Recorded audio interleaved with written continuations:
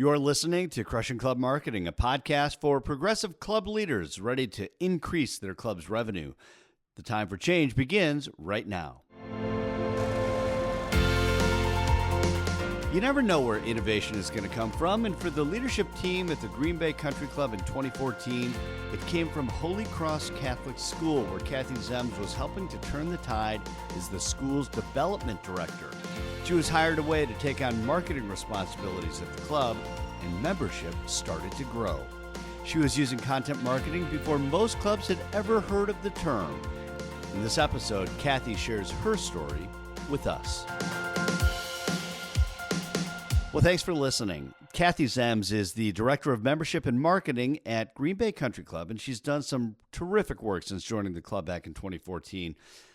But her story begins when her kids were attending Holy Cross Catholic School in Green Bay. The school, you see, had been struggling financially, and Kathy, who was a writer and had some experience in public relations as well, went to work for the school, believing that she could help turn the tide.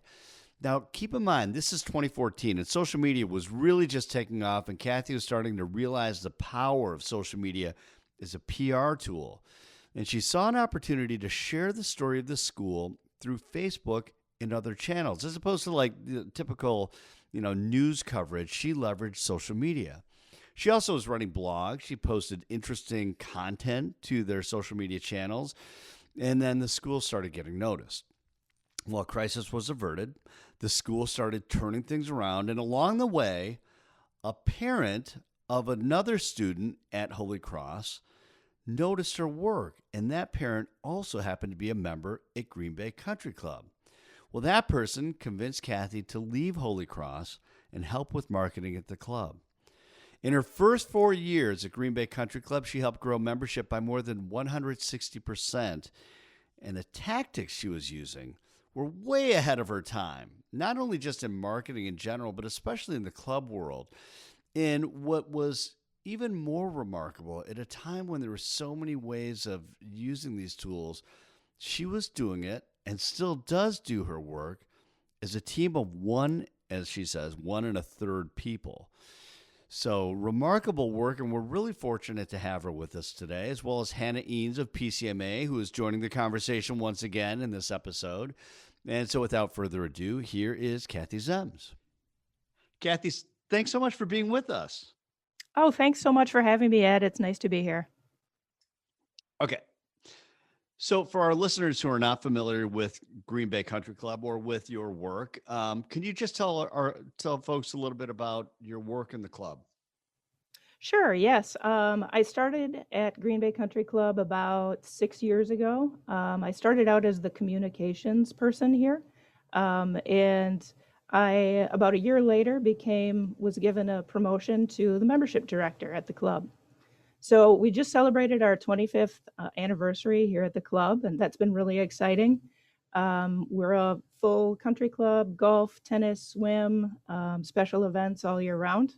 And we have a thriving membership with really a growing segment of young executives.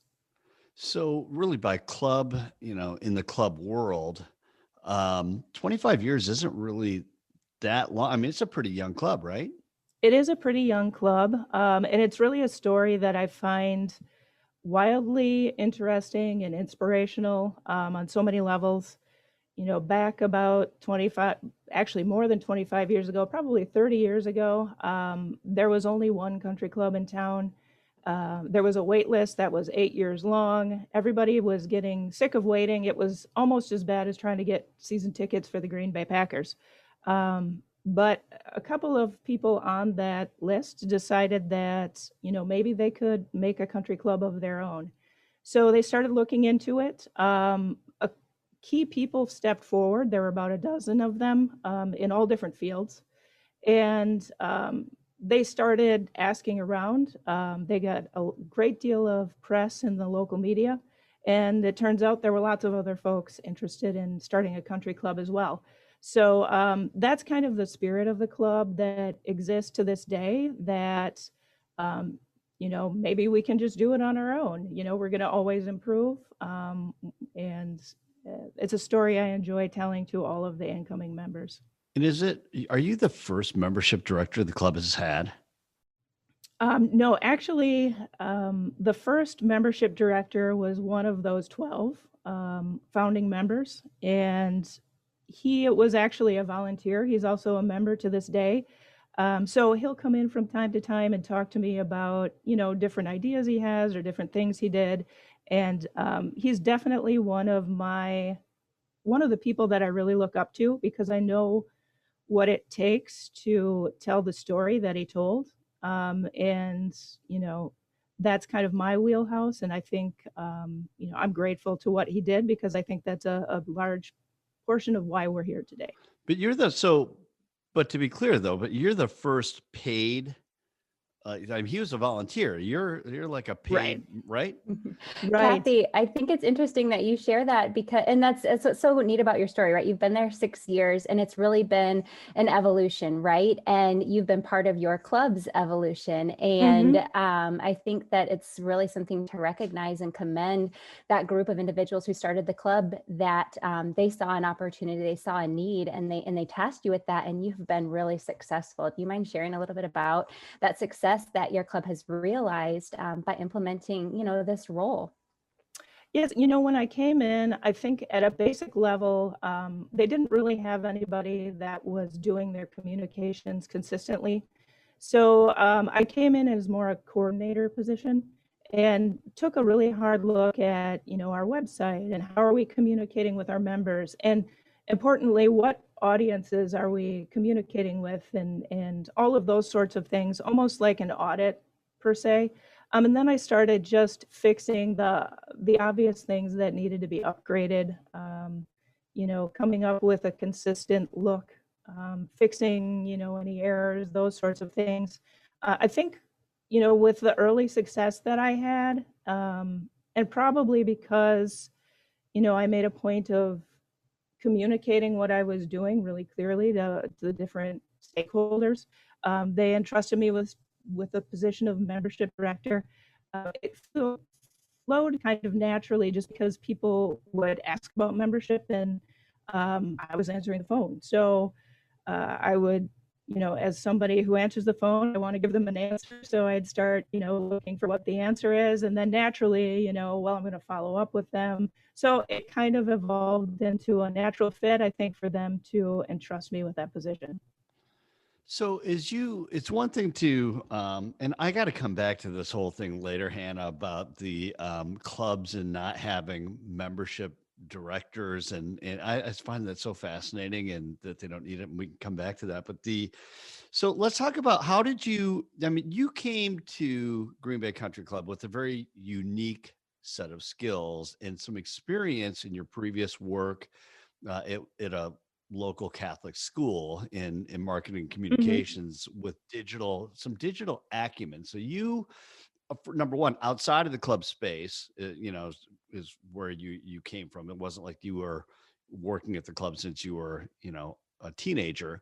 Um, what were the things that you started to work on right away as it relates to digital strategy and techniques that you felt you could leverage right away at Green Bay Country Club? So a lot of the strategy involved just honing in on where we wanted to be present. I think the club was just on so many different platforms that it would be difficult for any one person to monitor them or use them successfully. So some of it was just shutting it down a little bit. I mean, we had many Facebook presence pages, and we were all over the place. So shutting them down and then figuring out what I wanted to focus on. So to begin with, we started out. We had 2 Facebook fan pages for different areas of the club, and I didn't think that worked very well because we want a unified club. We don't want people like, oh, I like this part or I like this part. So I made it into just one page. We also focused on Instagram and LinkedIn. We had a Pinterest page, or we have a Pinterest page that I've left up. I've thought on and off about how to use that, but at any rate, Mm, a lot of it yeah. was just focusing in on what platforms we wanted to use. And then How, knowing the different audiences that we're dealing with. so how do you, I mean, so that's hard. I mean, that's, it's, I, I get that, that we can talk about it. Was I breaking up there, you guys, just out of No. curiosity? Okay. Um, that's a difficult thing to do because who knows where they came from, right? And sometimes I know in clubs, like a member suggested it and thought that it would be good to have that page, and someone else thought, it'd be good to have this other platform or whatever. When you first started to evaluate and assess what those platforms should be, how much freedom did you have to do that? And then how did you decide to say, hey, we're going to shut this down? Because that can be a really delicate thing for club managers, I know for sure, right? Hmm. Yes. So, you know, I think it was kind of a blessing that I didn't have an understanding of clubs when I came into the position. I just pretty much knew that the system that was there was not working very well. And when I looked around from side to side, there wasn't anybody else to make these sorts of decisions. So, um, I just kind of made the decision and went forward with it. Um, and it worked out okay for me. It might not everywhere else, but it did here. So let's comment on, because I think that there's for some of the people listening that maybe struggle with permission levels or authorization to be able to do some of those things. Let's just talk a little bit about the climate and how when you were brought on there, what was it like? And I mean, through our pre-production call, you had mentioned the fact that that they were ready for someone with your skill set who could help them, right? Yes. Yes. I definitely think that the leadership at the time knew that, there just wasn't anything consistent in place. So they did give me a great deal of flexibility and freedom, which, that's an incredible way to learn. I think where I was really nervous with permissions was understanding how much I could share about members. Obviously, effective social media is going to involve people's pictures, and we want to reference them. Right. And, no one wants to look at pictures of an empty room. So that was something that took me quite a bit of time to figure out. I erred on the side of, just asking people, hey, I have this picture of you. Do you mind if I put it out there on social media? And I think that the more we did it, the more it's become natural and expected. But additionally, we added onto our membership application just a line on there indicating what our social media approach is. That, by signing the application, you are giving us permission to post on social media. Of course, Have you I always ask permission still, but I always like to have that base expectation in place. I was going to ask, if have you had any blowback? Have you had people come back and say, "Don't ever put that picture of me or my family on"? Have you had that at all? I never have. I mean, I choose the pictures really carefully, so I make sure that they're really flattering and they're not giving away information that might be sensitive. If there's any question whatsoever, I always go back to the member and I talk to them and ask their permission. So, but what I have had over time is as we develop our presence, I've had people come back to me and say, hey, I didn't see my picture, on social media as a part of this event. If so, I think that's neat that Yeah, people for want to sure. be on it and they're watching, and I consider that a win. Yeah, for sure. I mean, that's what you want, like an engaged club that way, Right. right? I mean, how do you determine, like, all right, so I'm going to lead you to a place I want to take you really, which is around the Okay. content, because I think that, like, Hannah and me, and I'm sure you see this as well, which is there is I don't want to overstate it and say there's an art to it, but there is an approach to good content, and whether that's a Facebook post or a blog or anything that you're trying to communicate to an audience of people, which is, let's face it, that's what you're trying to do. What is your approach as far as how you determine what makes a good piece of content? I think a good piece of content, even if it's really short, tells a little portion of the greater story. I think of the people that I work with as the characters in the novel that is Green Bay Country Club. Um, and everybody has a portion of that story to tell, whether it's someone who's washing dishes or if it's the golf pro. Um, an interesting story recently, we have somebody who works in the kitchen. I see her washing dishes. I see her helping out from time to time. She's in this internship program, and she's actually going to do a chef's table as a part of her internship. So, what a great story, that we might have overlooked just because, we don't see her in that role from day to day. So it's just paying attention to the different people who are around you, what they're passionate about. I think that passion is a key word there. If you don't find the story interesting, it's likely nobody else will. And stories that people are really um, engaged with, obviously, are the ones that the general public's going to respond to. So. I think that's a really great point that you bring up specific to the storytelling, because, you haven't said this, but I mean, you spent time educating yourself on, how and what you should be putting, out in the world regarding your club, right? And for me, it's clear that, you really focus on the why. When I pulled up your Instagram page, in that bio, it says our purpose is to provide a spectacular experience, right? And all of your content follows suit, and you tell stories about how you provide that spectacular experience, not only through your staff, but also through your members. And so I think that focus on the why, everybody has heard Simon Sinek's speech by now, but you have really been able to put that into action through your digital platforms. Thank you. Where does that come from? I mean, it's like I do these storytelling workshops, and a lot of times people think that, and I think to Hannah's point, is like the best stories have something deeper that connects with people. And it's that, like, to that, your point, Hannah, about the Simon Sinek thing, it's like one of his great lines is around the March on Washington and Martin Luther King. And they didn't show up for him, they showed up for them. So when you think about that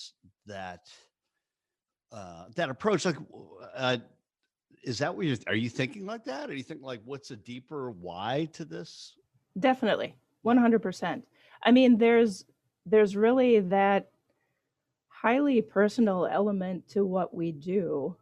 You can be strategic and look at likes and clicks and all of those sorts of things, but the best stories are, really authentic.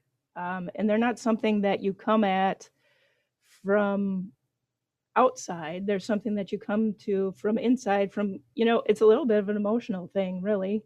And that's, I was an English major in college. What I liked about stories is that I felt like they reflect an inner truth. They can reflect a time in history that just talking about something does not. And I think that's true for any organization as well. That's why it's so important for me to believe in what I'm doing here and to find the people that I work with, the people that founded the club, wildly interesting and inspirational. And I wouldn't be here, honestly, if that didn't happen for me personally. I'd love to get your take on something, Kathy. So you've got a blog that you post stories to, or an information. You've got Facebook presence, you have LinkedIn presence, and Instagram presence, right? Am I missing a channel there?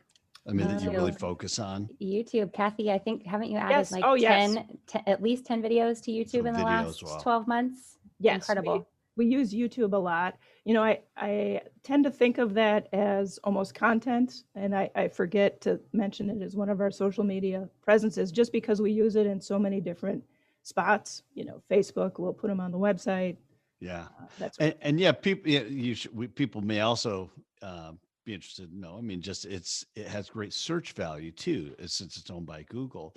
But what I am interested, if you could share along those lines, is what is your belief about digital marketing and having digital presence versus traditional, means of communication? Not to say that you should do one instead of the other, but what drew you more to some of these ways of communicating stories and messages versus a more traditional approach? Well, I come from a PR sort of background. A lot of the success that we had at Holy Cross, the Catholic school I worked at, was centered around um, news media and being covered in the news. At some point, I realized that I can make the news go further using the social media. And then when I discovered blogging and making our own videos, I discovered that, we can really tell our own story and watch the story spread if we tell a compelling story. So that's really how I came to using the digital media. And, it's pretty fascinating to watch and to be a part of. But what about the people? Because, all right, a lot of people would say, well, we don't want to be out there. We don't want, and let's admit, I mean, Hannah, you know a lot of these people too. I mean, there are a lot of clubs, let's face it, that they're there. They've been in their town for 500 years and they have a 8-year waiting list, and they don't maybe need to do as much, or they don't choose to have that type of communication. But for those that maybe don't have that benefit, why do they want to like? Why do they want to be out there in that way? In social media and digital, and how do they get past the like? Just I'm just going to tell you all of the great things. Like, hey, we have 2 pools and we have 27 tennis courts, and you know what I mean. It's like I guess I'm asking a bunch of things at once, but like, why? I guess ultimately, why is that better than other things, or why is it maybe a more powerful alternative today to be in these digital places? And then how do you do it in a way that doesn't, because people will say like, well, we shouldn't be talking about all the things we do. Like they misunderstand the medium, I guess is what I'm getting at. Are you following that? I mean, it's kind of like all Well, over I the think, Kathy, you said Thanks. something to me Help me that out. was really interesting in one of our initial conversations, was that you embraced the challenge of being noticed, right? But you embraced it in a way and you come at it from a position of, again, I'm going back to it, but your why, right? You don't use it as a platform to tell the world what you do at Green Bay Country Club, right?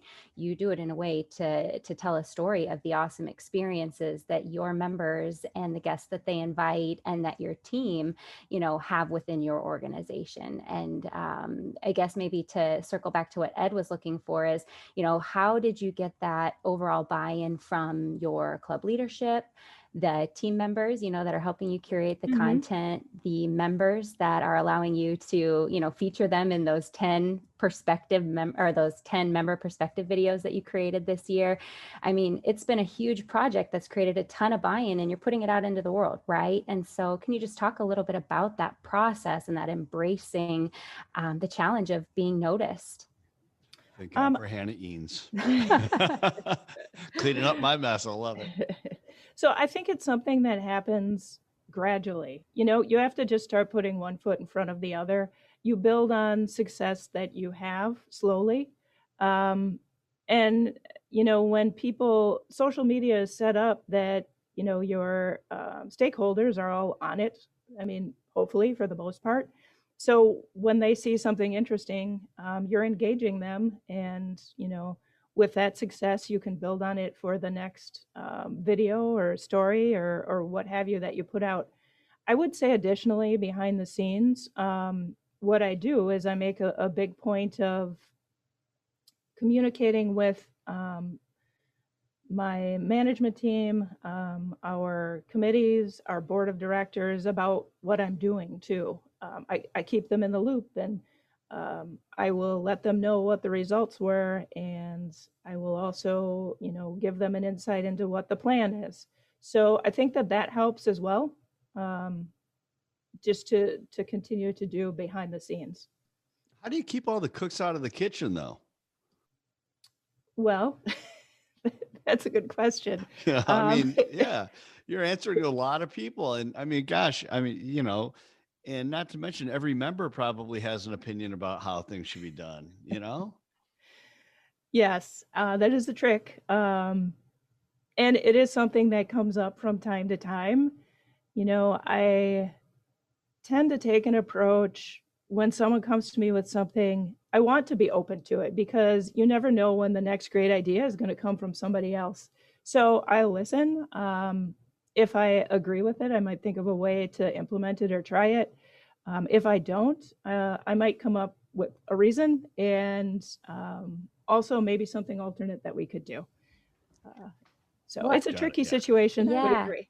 I think you touched on Politics. something though that was really important, right? Because digital presence, digital marketing, social media, everybody interprets those things differently. Your board members all interpret them differently. Your team members might interpret those things differently. And so, initially, in our introduction of the podcast, we really like your story because it's an evolution, right? And you started small. I think initially you saw that Facebook was an asset, right? That your club had that was already up and running, but you had to figure out a way to focus it, right? And then you moved to your website, and then you recognized new opportunities like Instagram,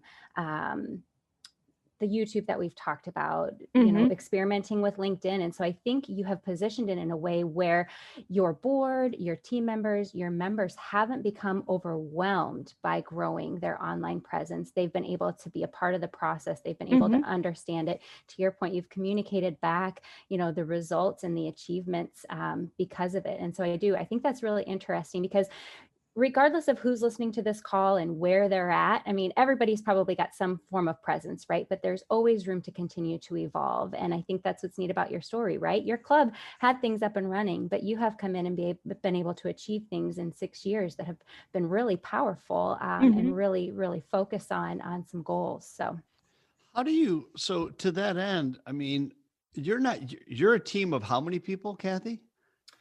There's me, and then our admin assistant answers. She helps out with the position, and then she helps out with accounting as well. So like 1.5. Yeah. Well, all right. So earlier, I think in a pre-pro call, you said 1 1/3. So that person just grew, but that's fine. So, but you also engage other people within the club, right? I mean, to help with content. So I know that some people that listen to this, and whether it's a GM or whether they're a director of membership, that's a challenge. I mean, that could be very difficult. How do you do that? How do you get the team involved with what you're trying to accomplish? It's a huge challenge. And what really helps me is the management team is getting to a point now where they just pretty naturally will send me photos because I can't be everywhere at once. So that's critical. We also did something recently that I'm going to play with in the coming year, but I did a little management team kind of throwdown for Instagram where each department took a week to post Instagram stories. And I came up with a point system, which I'll forever regret because to make it competitive, okay, awesome. To make it competitive and fun. So I actually had to put together a spreadsheet because they took it super seriously. And yeah, it was crazy tallying all of the points. But basically, I wanted them to use Instagram stories because we don't use that very often. Just to give people an insight into their day-to-day, tell the story of what they do, and making it competitive ensured that they'd participate and have fun with it. So it was. I mean, I'm astounded with the results and what they did.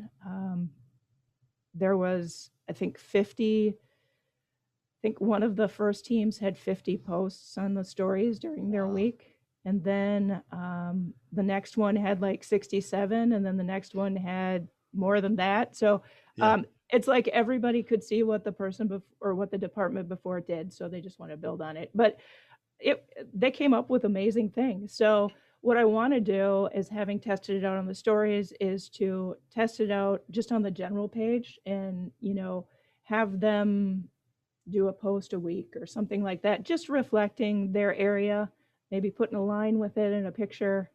So that's the newest thing. But it is quite a challenge with all of the content coming my way and keeping on top of everything that's going on.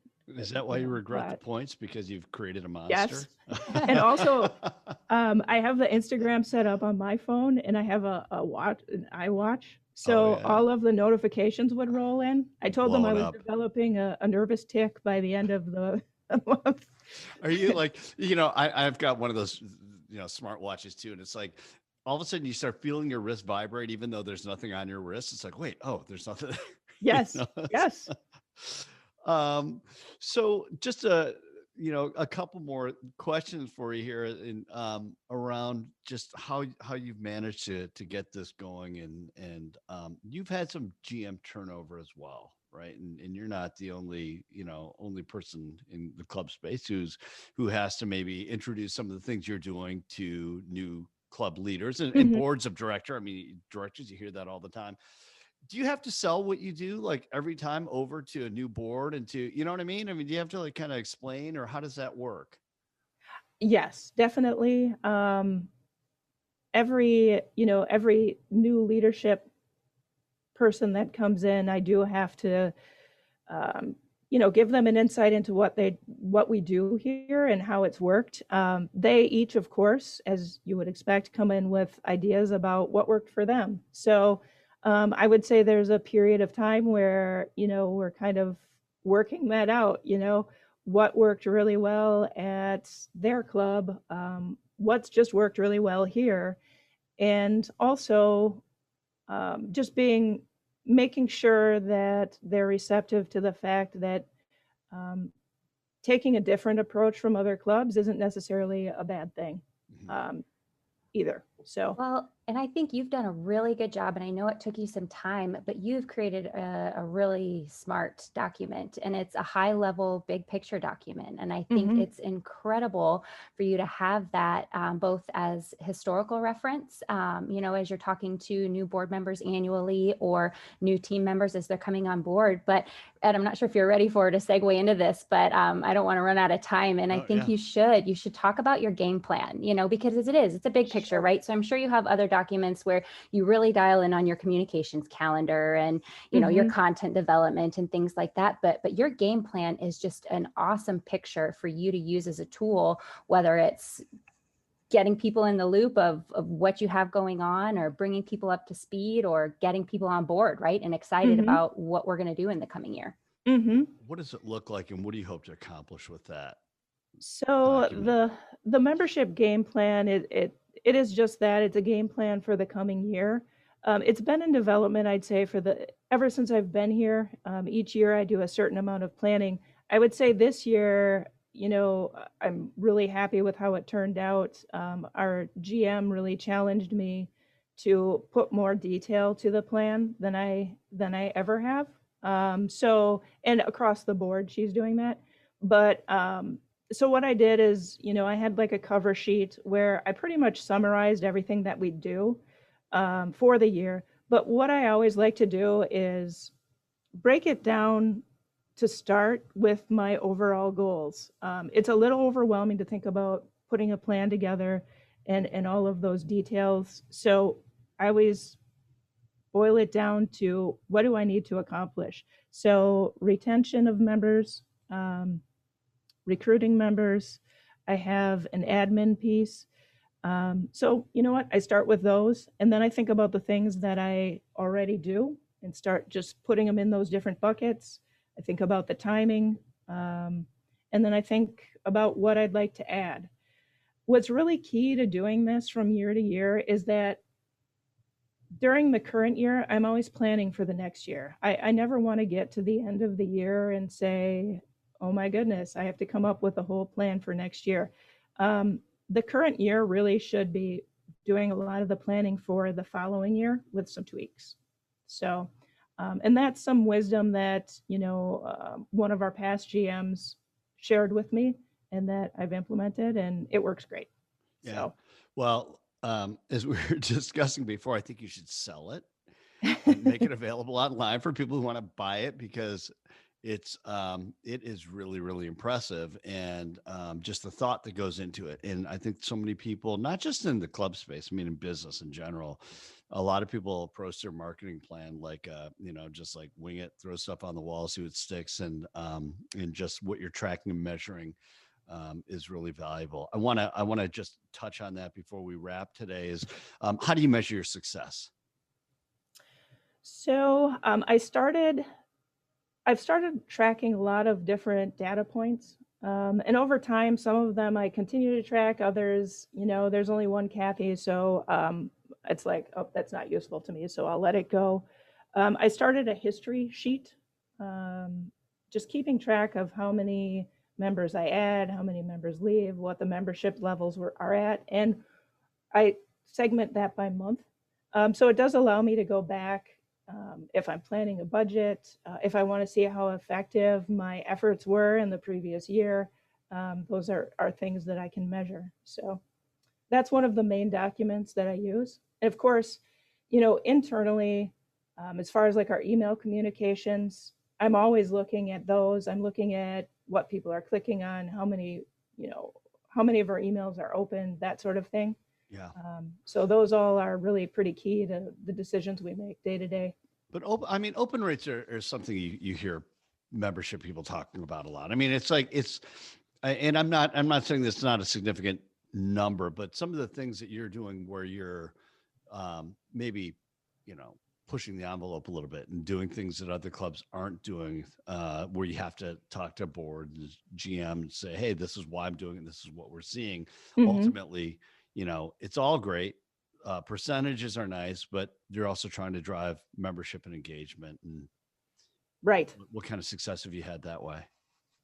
So as far as membership, looking at just our golf membership from 2015 to 2019, just the number of members added, we've risen by 164%. So we've had some really good success, with our efforts. I think having a dedicated membership person really helps as well. And then overall growth, I'd say for our golf memberships, we were up 10% over that time. So just taking into account people leaving, those sorts of things. We've also had some nice growth in those categories. Yeah, for sure. Kathy, I know we're getting tight on time, but I have one more question for you if you are okay with that. Yeah, of course. So I was recently just doing some continuing education, and I listened to a session called Future Proofing Your Brand. And the presenter was an executive at MasterCard, and they were just, talking about all the crazy things that they do to, future proof their brand and to appeal to all the different demographics of, their clients and prospective clients and things like that. And I actually thought of you because of so much of what you have shared. One of the things that I think really stands out about your work, especially with respect to all of the change that everyone had to navigate in 2020, is as part of your initial process, thinking back 6 years ago, you worked with your club to develop a framework for your brand that could be accented by change, right? A framework Yes. that could evolve with change in management, change in club leadership, change in programming and amenities, right? And that was tested in 2020. And so I don't know what you'd like to share on that, but yes, when I was listening to that executive talking about that huge company, I thought of you because you've done some really smart things in that area. I'd say again, my approach with almost everything is trying to boil down what are the most important things.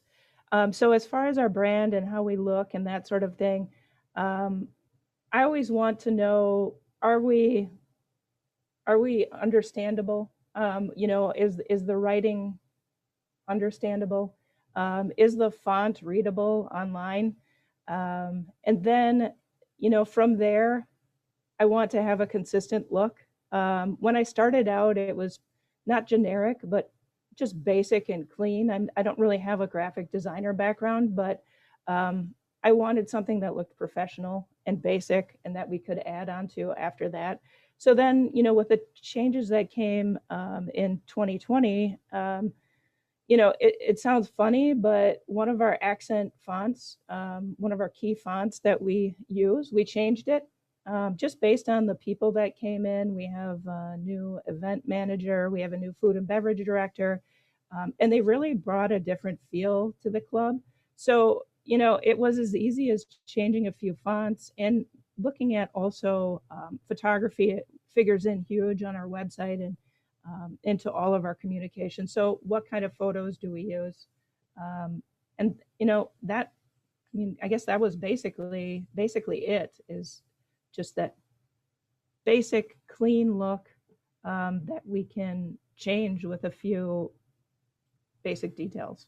Yeah, I think that's essential. Well, and you mentioned the script font. I think it was brilliant, and the timing. It had its purposes, right, to meet the feel of your team members and the culture of your club at the time. But you incorporated a script font in a time where people were like, really in need of connection, right? And so just to see a little bit of handwriting breaking up some of the pictures and the standard text, I think maybe subtly kind of communicated that. So I just thought that was an interesting thing that I wanted you to share, because I think it's important to have that consistent brand, but at the same time, you have to be positioned in a way where it can be accented by whatever your club is going through. So yes, it definitely, across the board, focus on a connection with people. So that script font definitely does that. It's a little bit softer than what we had in the past, and I think it is something that people are really connecting to. So funny how something so simple can make such a big change. That's why branding agencies exist. And, it's like, it can be pretty remarkable what it can do to just as a communication piece. Just a final question, Kathy, around just some advice. I'll put you on the spot a little bit here, but if you're listening and as a listener, you're going, gosh, we need to get more organized around our digital approach, whether it's our Facebook and Instagram work or the idea of blogging, which is something that we like to talk a lot about as Storyteller. But if someone's, whether you're a GM, director of membership or marketing, what would you advise them to do to get started, just to start taking that first step into what you've done over the last several years? I would say look at where you are, decide where you want to be, and then make a really basic plan, like a basic doable plan. Don't shoot for the moon. Just, if you can start by doing one post to each of your social media platforms per week, start with that, start really basic, and then add on. The other thing, as far as blogging, I think what has worked well for us is just making use of the things that are already out there. If you're if there's a little announcement in your weekly newsletter, and it's something that, the general public would like to see, well, put it with a photo on your blog. It doesn't have to be an in-depth story necessarily. But repurpose the things that you already do for the different areas and change them up just a little bit. If you're going to you want to put some news on Instagram, Facebook, LinkedIn, maybe use a little bit different picture for each one. You might have a bunch of photos for this event. Use a different photo, vary when you post it.